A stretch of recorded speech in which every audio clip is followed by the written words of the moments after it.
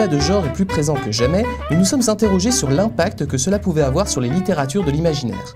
Éditrices, écrivaines, universitaires, nous avons rencontré au Festival international de science-fiction Les Utopiales diverses actrices du milieu littéraire pour réfléchir ensemble sur l'écriture au féminin, identité, engagement, style, sexisme, quelques questions soulevées par la présence des femmes, réelles ou fictives, dans la littérature et les arts.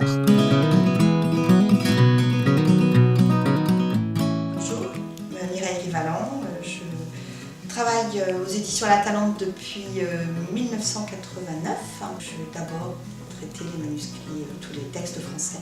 Je suis Charlotte Bousquet, je suis autrice donc de littérature adulte, jeunesse dans différents genres.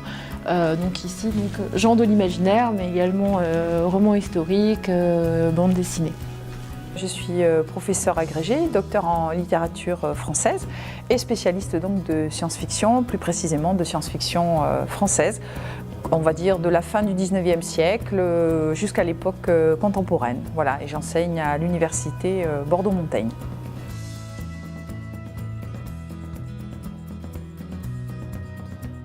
Pour moi, c'est complètement essentiel. Alors, autrice, il faut savoir que c'est un mot qui existait jusqu'à la Renaissance et qui, effectivement, était le féminin de auteur. Donc, c'était autrix, même, au départ. Et en fait, à partir de la Renaissance, la féminisation du terme a disparu. Donc, autrice, en fait, redevient complètement légitime. Et c'est vrai que auteureux, c'est logique aussi, mais c'est pour moi moins parlant que autrice. Alors, au départ, ça fait très bizarre. Et puis finalement, je trouve qu'on s'y fait. Voilà, c'est vraiment une réappropriation finalement d'un genre féminin.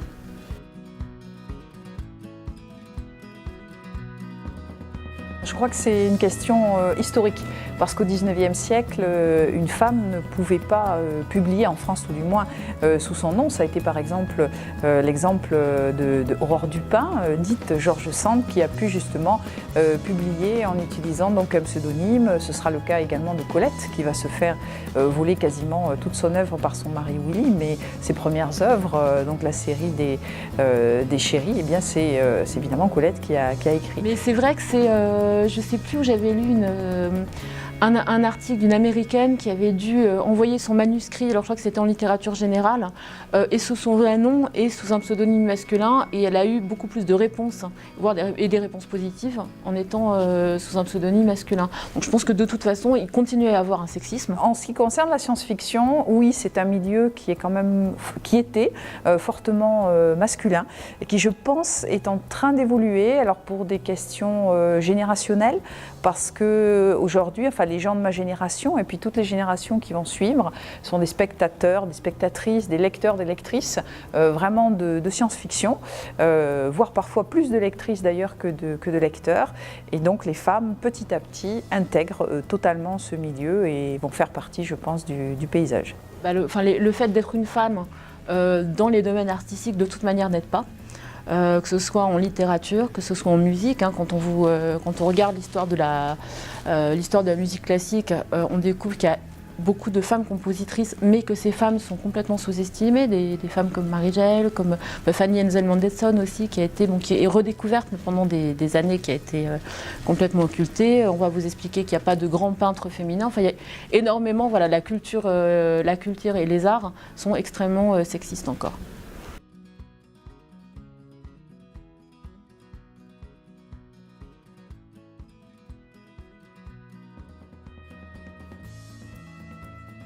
Encore une fois, je crois en fait que ça vient du fait que les femmes... Alors, si on prend l'exemple du cinéma, et si on prend un cinéma, je dirais, pour les plus jeunes générations, par exemple la dystopie pour les jeunes, je prends Hunger Games, je prends Divergente, par exemple, qui sont actuellement les deux grands succès dystopiques au cinéma, où on a deux jeunes héroïnes, qui ont vraiment des qualités de guerrières et en même temps des qualités donc, de sensibilité, d'empathie. Et en fait, ce sont des personnages qui réunissent à la fois les qualités masculines et des qualités féminines.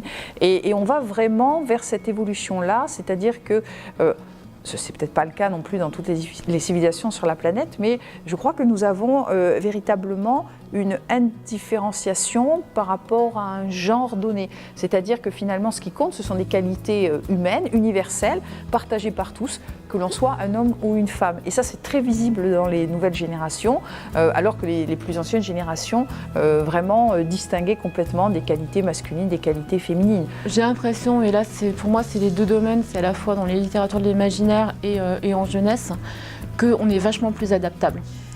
Je pense quand même qu'effectivement, voilà, de toute façon les hommes avaient énormément de mal à mettre en scène des héroïnes. Hein. Maintenant, quand je pense à Fabrice Collin qui a su faire ça dans quelques livres, très très bien. Mais autrement, tout simplement, pendant longtemps, les hommes n'y pensaient pas. Hein.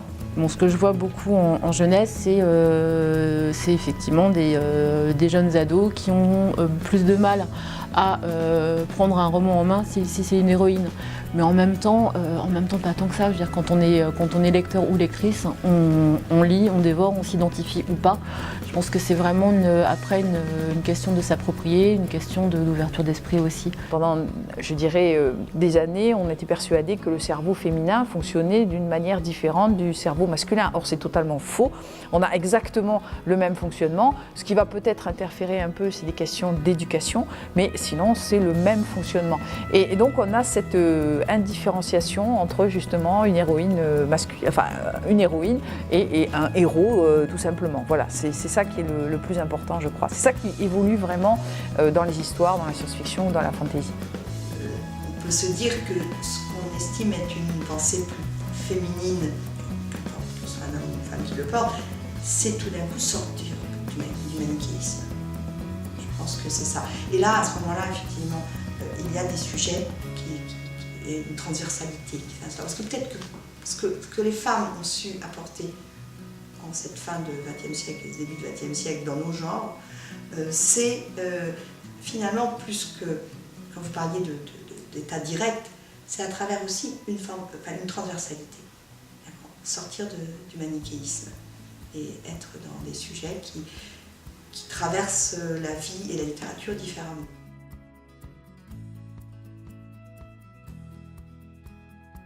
S'il y a une part féminine, elle va plus loin, enfin, elle est tout sauf mièvre et sentimentale, en tout cas, voilà, c'est clair que non.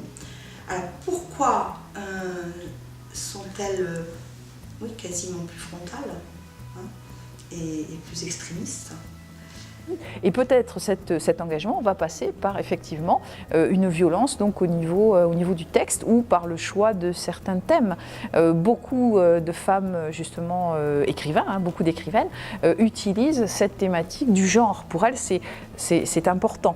De réfléchir à cette notion de genre. C'est important de réfléchir d'un point de vue de la société, quelle est réellement la place d'une femme. Et je pense notamment au roman de Joël Vintrebert, Pollen, ou encore par exemple la Chronique du pays des mers donc d'Elisabeth von Harburg, qui réfléchissent totalement à finalement que serait la société si elle était dirigée par des femmes. Donc nous sommes dans des mondes possibles.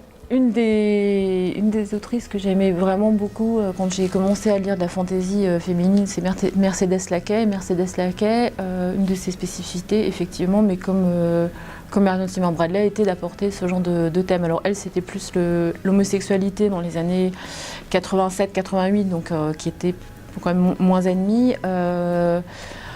Elle parle de viol aussi, ce genre de choses. Donc c'est vrai que c'est des thèmes qui sont, en tout cas pour moi, qui sont très importants. Est-ce que je ne sais pas s'ils sont plus féminins que masculins. Je pense à par exemple Fabien Clavel ou Jérôme Norès vont parler de pédophilie, vont parler de choses extrêmement dures. Et je me demande si c'est pas une question aussi de génération. Je crois que ce qui importe, c'est le rapport finalement d'une femme par rapport à la vie. C'est-à-dire qu'une femme donne naissance à la vie de façon plus ou moins difficile. Et donc la création auquel elle va aboutir, qui est un enfant, ça a du prix. Et donc les femmes, je pense que ce sont les écrivaines qui peut-être en parlent le mieux. Les écrivaines, ça c'est quelque chose, c'est un rapport évidemment à la féminité certainement et à la femme. Les femmes sont vraiment sensibles à la destruction de l'être humain.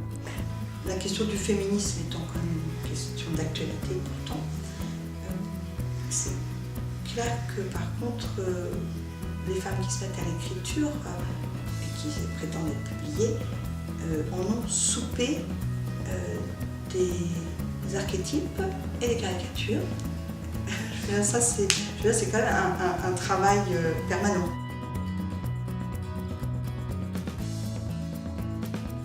Effectivement, je suis féministe et mon écriture est féministe et ce que j'écris est féministe.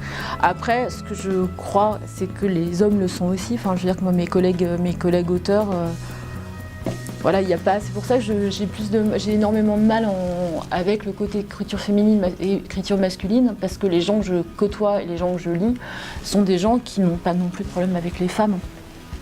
Mais quelque part, je pense qu'on rentre de plus en plus dans un débat qui est un débat de genre et qui est de toute façon, on devient homo-femme. J'aurais tendance à dire que c'est aussi un des nouveaux enjeux qu'il peut y avoir en littérature, en politique. Voilà. C'est de pouvoir choisir qui on est, qui on devient, en toute égalité. Et en étant traité, quel que soit le sexe de naissance ou le sexe qu'on choisit d'être, comme des personnes. Moi, je crois qu'à la fois pour porter un peu le fer sur par rapport au combat féministe, et puis pour rendre compte vraiment, puisque c'est mon rôle, je pense, de ce que veulent entendre ou ce que voudraient être les écrivaines. Je vais utiliser ce terme-là parce qu'écrivaine, ça passe bien. Je crois que ce qu'elles voudraient, c'est qu'il n'y ait pas de différenciation. Voilà, qu'on les prenne pour des créateurs, des créatrices. On peut utiliser évidemment les deux termes, mais qu'il n'y ait, voilà, on ne peut pas parler de littérature féminine parce qu'en fait, finalement, ça enferme les gens dans une sorte de ghetto, dans une discrimination. Or, la littérature est beaucoup plus vaste que cela. Et comme ce sont des écrivaines qui tendent à l'universalité, voilà, je crois qu'il faut aller au-delà maintenant, même si le milieu de la science-fiction reste encore un milieu un peu masculin, mais de moins en moins, il y a de plus en plus de lectrices, il y a bien sûr des auteurs, de plus en plus, donc des écrivaines. Dans le domaine de la recherche, il y a de plus en plus de femmes aussi qui s'intéressent à la science-fiction. Voilà, donc on va avoir finalement une sorte de remise à niveau, et moi ce que j'aimerais, c'est que finalement, d'ici quelques années, il n'y ait plus ce type de débat, c'est-à-dire qu'on soit un homme ou une femme, eh bien, que ce soit exactement, qu'on soit considéré, je veux dire, de la même façon et qu'on ne réfléchisse plus à ce débat, évidemment, sur le genre. Parce que, bon, ce serait bien de le dépasser. Voilà.